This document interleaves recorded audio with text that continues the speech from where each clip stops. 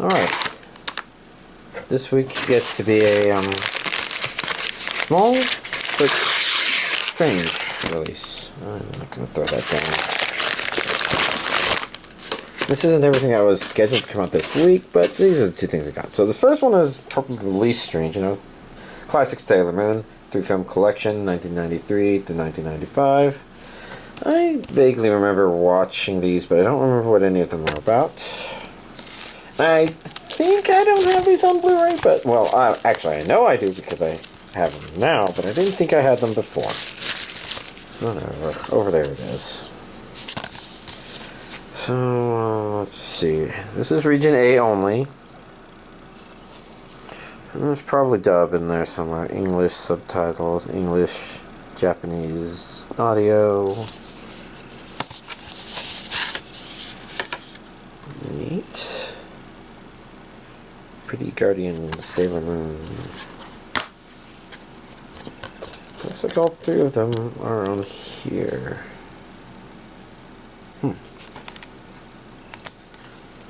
But I don't remember anything else about it, so yeah, here we go. Whoa. Sorry about that.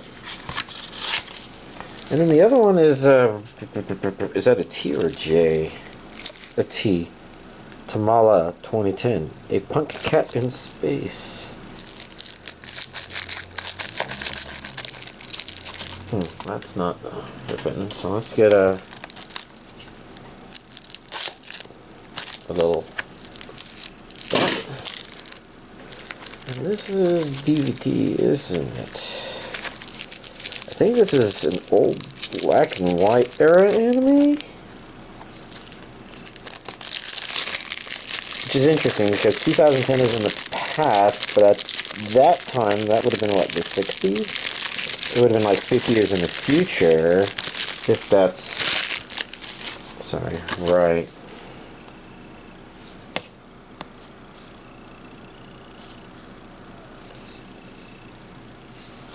That's an A. So this is... Oh, this is Blu-ray. Okay.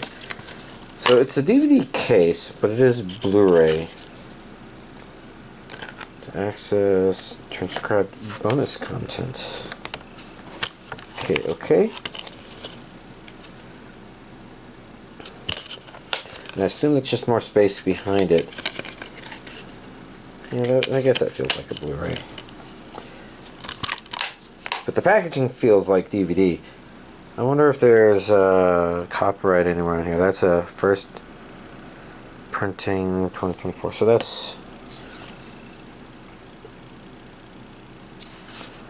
Anyways, it's interesting. I don't know much about it, but I do believe this is Japanese in origin, anime, whatever it is. And the other one that was scheduled to come out today, and I did order a copy through Amazon, but I don't think it's shipping from any of the normal places, so it's going to take however long it's going to take, is Alice in Wonderland TV series. Looks reminiscent of the Wizard of Oz TV series. That's definitely Japanese in origin, so I'm pretty sure it is, but anyways, this is what arrived today. Here's this week's physical anime collection update. Alright, let's talk about the anime I watched. Let's see, possibly the greatest alchemist of all time, episode 7. Okay, yeah, this one, there was stuff about the character. That's right, the episode I didn't remember last week had to do with him trying to find something to draw his carriage, and this week he made it and stuff, and it was neat stuff building up. That's right, they introduced a new character, and I think it was a kind of neat little introduction. So, neat episode. Okay. Magic Maker episode 6. I mentioned the previous episode they had started doing some neat stuff. Okay, yeah, this one we started seeing some of the stuff in action and some of the stuff that was revealed, which allows it to kind of explore some of its strange territory again. But no, I guess it was an okay episode. ReZero, Season 3, Episode 60. Okay, yeah, all that stuff. There's a lot of action going on, and I think We're seeing some really neat stuff with our... Yeah, no, I think it was just all neat. And I do appreciate that Subaru is continuing to be a pretty entertaining character. He's not the most powerful per se, but he's good to have there in the front of everything. So, good stuff. And I decided to put Is It Wrong to Try to Pick Up Girls in a Dungeon Season 5 Episode 12 here, because I do believe when Episode 14 airs in 2 weeks, it will be on a Wednesday, so I'm putting it in my Wednesday stuff. I only watched Episode 12 this time. I figured, you know, if I didn't watch Episode 13 yet, I should record this video. I'll just watch Episode 13 this week, and then next week, Episode 14 when it comes out. So, and I thought it was okay action. I'm still plagued with just being really pissed off about Freya and her entire fucking familia. But, you know, it's interesting because it means that the break did not reduce the anger. And I'm just holding my breath to make sure it doesn't pull something where it's like, no, unforgivable, inconceivable, I don't know, something intense. Yeah. But yeah, a decent episode, I'd say. Let's see, Daily Life of a Middle-Aged Online Shopper in Another World, Episode 6. Entertaining enough stuff. I was a little bothered by this episode. I guess the thing that bothered me was mostly that, okay, so he's got the little girl in the other world that he's taking care of, and he worked with her to make a book, and it recognizes that books are rare, but she talks to another kid, and that other kid's like, I want to make a book, and I'm like, I understand some of that, but it feels like the reaction is more something you would expect of somebody from this world or something. So it's a little off. Like, it doesn't feel like, okay, the books are supposed to be rare thing is as it is. In fact, there's just a couple elements of the episode that felt a little strange in that regard. But otherwise you had that other stuff. Yeah, it was okay, I guess. Dr. Stone Science Feature Season 4 Episode 6. Okay, entertaining enough stuff. I'm just really bothered though by, I don't know, they almost set up these antagonists to be antagonists. It's like the motivations of the bad guys don't make sense. And I don't know that they're necessarily supposed to be bad guys, antagonists, but they are being a little villainous to a degree. So it's entertaining, but you know, going in the direction that I care slightly less about. I don't know. Okay, stuff. Bureaucrat the Villainous, Dad's Been Reincarnated, Episode 6. Let's see. Okay stuff, I guess.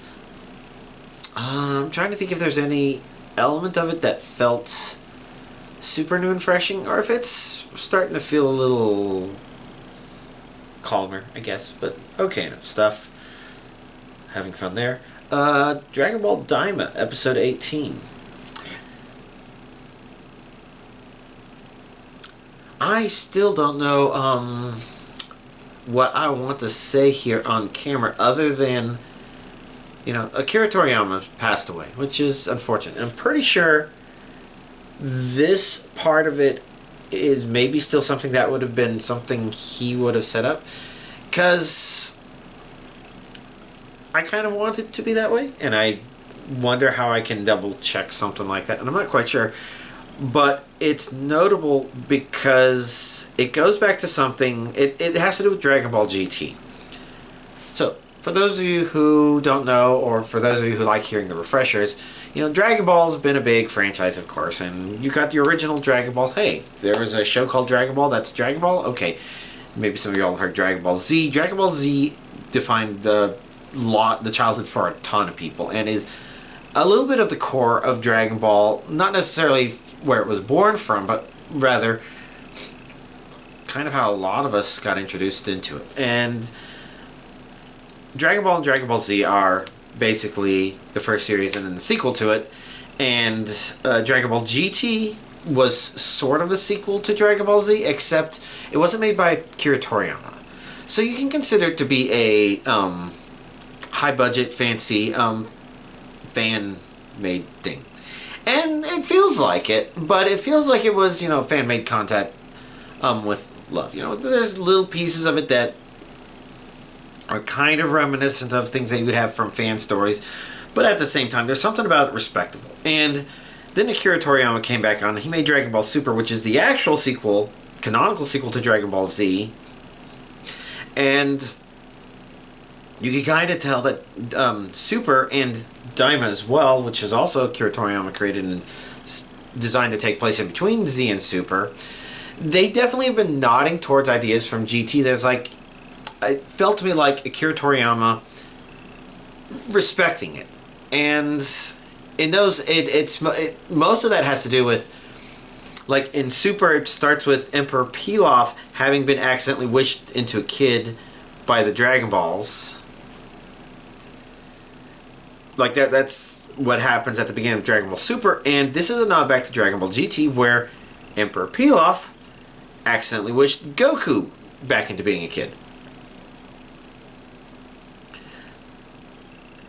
100% clear nod to, that's just a good whimsy thing that Akira Toriyama, I think, 100% approves, and then Daima proves it further by, then having most of our main Dragon Ball Z characters get turned into kids. Not accidentally, purposely done, but, clearly a nod towards Dragon Ball GT.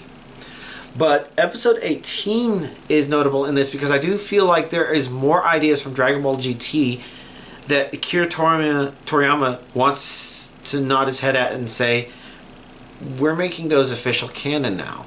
And I don't know how to say much more beyond that, but they're definitely resurrecting ideas from GT and tying them better into the lore, and I think it works fine the way it is.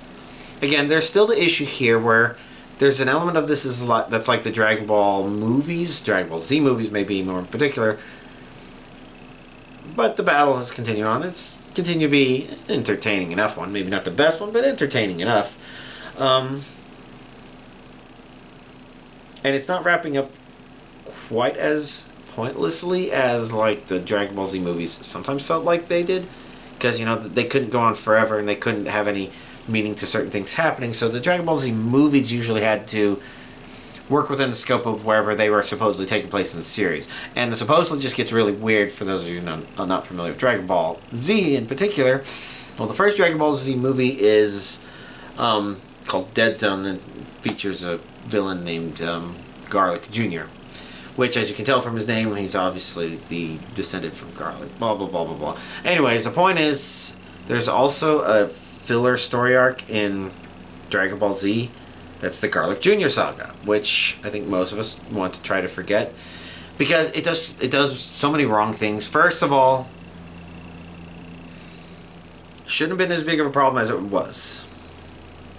Like, the stuff Garlic Jr. was doing should have been a non-issue. But putting that aside, it's also weird because it tries to make the first movie canon, sort of, but I don't know that really can succeed at that, because none of the movies have places where they take place, but narrative elements within the series prevent that from happening. So, for example, since it's Dragon Ball Z Movie 1, it takes place where Gohan's still a kid without any training, and secret power that comes up when he becomes angry.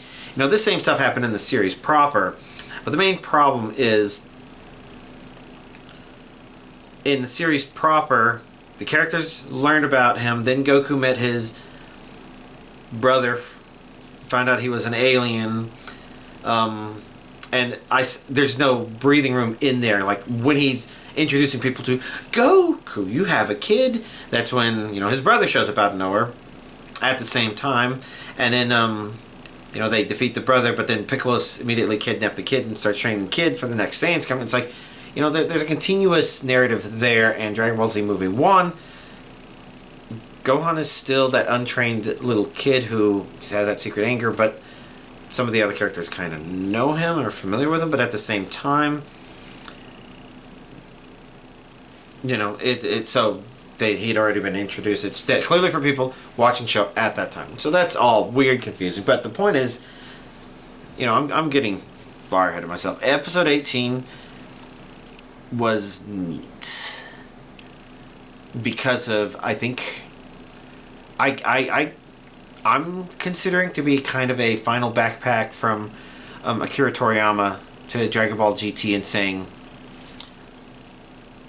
you weren't perfect, but your heart was in the right place. I think that's about the best way to put it. Welcome to Japan, Miss Elf, episode 6. I'd say nice, pleasant Miss Elf learning about things in Japan sort of stuff. And unfortunately, while they are talking about the isekai stuff, I'm not sure how much I care about that because I don't have a good sense of Final Destination there. Even though they've hinted at there's notable things about it, it doesn't thematically feel like it's quite there. But whatever. I may be guild receptionist, but I'll solo any boss. Episode 6. Okay, I guess. I'm not sure if any of the elements it's playing with story-wise are super engaging to me. That could just be me, but yeah. I don't know. Okay, stuff. Solo Leveling Season 2, Episode 19. I think this continues a pattern of Season 2's actually been pretty great. Episode 18 still has phenomenal. It's phenomenal. And I've rewatched portions of Season 1 because now, I complained while Season 1 was happening that there's these other things that kept happening that aren't interesting. We know watching them that they'll become relevant to our main character as all these things come together. And Season 2 is doing a really good job of just making these things feel like they're coming together. But I feel like I didn't get a chance to really appreciate or care about that stuff until all this Season 2 stuff started happening. So I went back, just rewatching. Maybe I rewatched all of Season 1. Or maybe 90%, 95% of it. Yeah, maybe I did. And, I think Season 1 was good to great. As in, there were great moments in there. There were moments in there that was good. And I think it floats somewhere in between that stuff. With the main problem probably being the stuff that Season 2 is finishing. It's I've mentioned before that one of the issues with it is, it can do things that are kind of cool, but maybe meaningless. And I think a really good example is the final 2-episode thing. Was it 2 episodes? Was it 1 episode? I think it's 2 episodes. Where it's he's doing this thing, and they have this neat room where there's a knight guarding a throne, an empty throne. And it's that's a cool concept, but this feels very video game, and not like a video game with a story, but just here's a scenario we've created, I guess, for why I don't know. It doesn't feel okay, everything that's happening in this is built on ruins from some other human civilization or something like that. So normally if you were in a fantasy or medieval fantasy or something like that, and you did run into that situation, I think Black Summoner had something like that, and that one felt a little more meaningful because it at least kind of established setting things up that, he didn't just appear here and it didn't just get created, it's supposedly part of the actual world itself.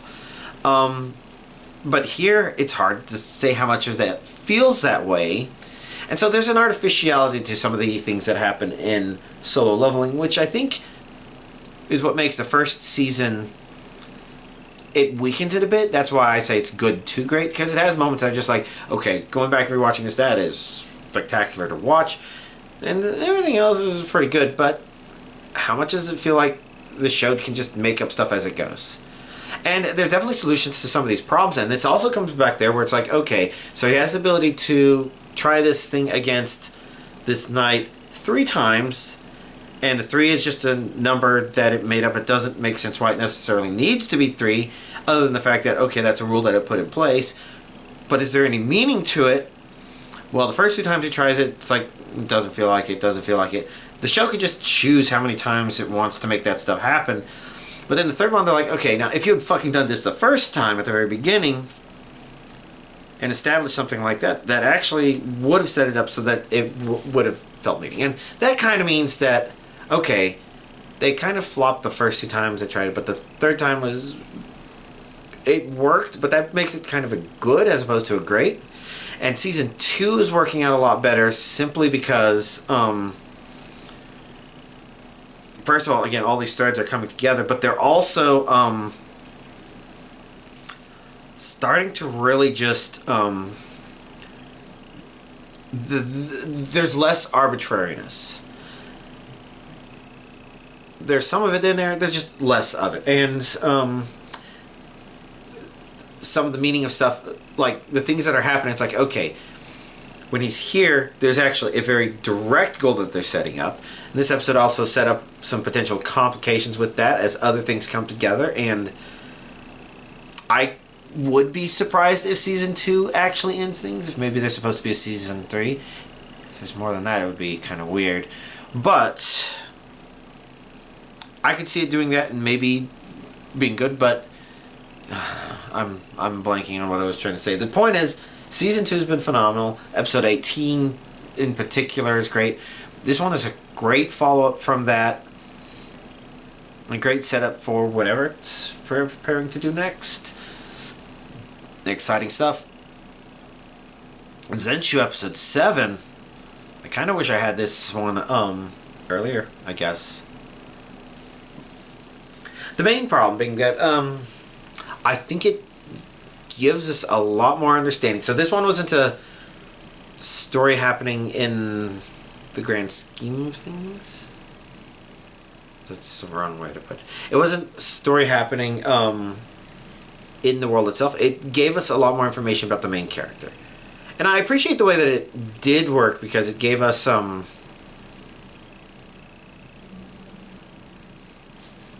it gave us interesting things to engage with from the beginning. Whereas this stuff, it's engaging, but I think it's more engaging because it's happened after we know more about the character, and it makes a lot of things that have been said that she's done, all that stuff, a bit more forgivable, a bit more understandable. Forgivable might not be the right word, but yeah, you know. So this episode, a good setup for, thematically, I guess, what everything is supposed to be doing. And it makes sense. Episode 7 means it's usually like the halfway point. And so this almost means that what's about to happen next is the part that actually has more meaning, possibly. Which I see quite possible. It's a good setup. Ari Ferretta, Season 3, Episode 16. Release of this one was really weird. But okay, I did note before that this was going to be 16 episodes. I couldn't remember how many I had noted. But apparently, Season 3 was supposed to be only 16, and this ends with a big notable thing happening. But it's not the end of the series like I was thinking it would.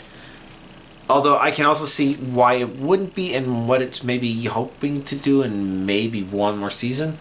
If it goes to a Season 5, that feels like it would be wrong. Season 4 feels like what it would have been built up to. But Season 3 here finished.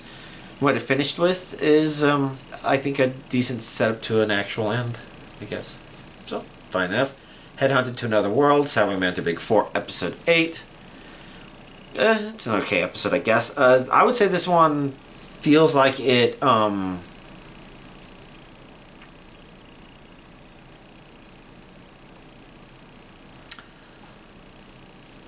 I don't know. Maybe it's a little more convenient than it should be. Yeah. But yeah, again, okay episode. I guess we'll see what the next episode brings us. And then last but not least, I'm a noble on the brink of ruin, so I might as well try mastering magic. Episode 8. Okay, I guess. it's interesting because some of the stuff that happened in this episode just reminds me of why solo leveling, especially season 2 here, is good, because more characters are aware of and interacting with our main character based on the stuff he can do, he does do.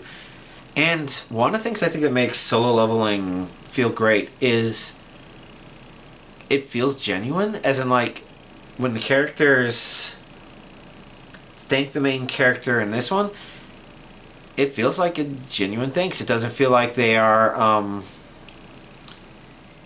licking his boots, kissing his ass, sucking his dick, anything like that. It's just like these are people that recognize the situation they were in, how he helped, and it's a genuine thanks from him, and he has a good, genuine response back to them.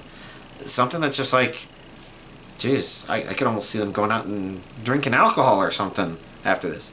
Meanwhile, something like Noble on the Brink of Ruin.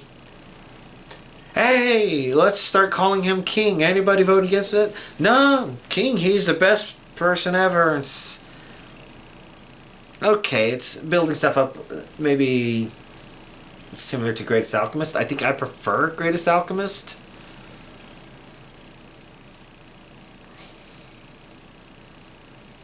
Because, I don't know, this one feels like it's just too much of that stuff. So if that's a scale of some sort, if that's a scale that I just gave, it's somewhere up there that's kind of but it's okay, I think. I didn't drop it like certain other things. Like Red Ranger I don't think was necessarily that bad, but I just need to watch episode 3. It's just, maybe I would switch this out for episode 3, I don't know. And Worthless Appraiser, again, I gave that one 3 episodes, so I'm still curious about more, but no energy. Beheneko, I don't know, just no energy. No energy. Trying to think if there's anything else worth talking about. So it was Valentine's Day this past Friday. I don't remember if I said I was going to make chocolate covered strawberries, but the final number is I made 235 of them. And yeah, that was a lot of time. About 4 hours Wednesday night. No, sorry, 4 hours Tuesday night. About 5 hours Wednesday night. And this isn't a continuous, but this is, I had things set up enough in here, and I took breathers and pauses in order to watch YouTube videos, anime, whatever I felt like I wanted to do at that time. Play some video games a little bit. I think I tried to stay very light on the video games. Yeah, I probably didn't play any Dead by Daylight until after I'd finished Strawberries for a Day. The first day, even though it was a shorter period of time, I made slightly more at 112 of them. Actually, sorry, it was more than that. It was 112 plus 5. I'm hoping the math here is all correct, but 112 should be divisible by 8. That's how you know that it's the right number. And those are the ones that I packaged up and prepared for work. The first batch. And the extra 5 were just me saying, well, I'm trying to go in groups of 8, so I'll just eat these 5 on my own. The 5 least appetizing looking ones, all quite great. Good. Next, the next day, I went grocery shopping, got more strawberries, more chocolate. That time, 104 plus 1 extra. So 104 is the next divides by 8. So that brings a total of 216 that I brought for my workplace for coworkers. That would be 8 per container. That's the vast majority of containers were Mama food containers. There were a couple kind of like those. So that would be, it was 27 of those. So 17 of them are mine. 10 of them came from my mom. Good stuff.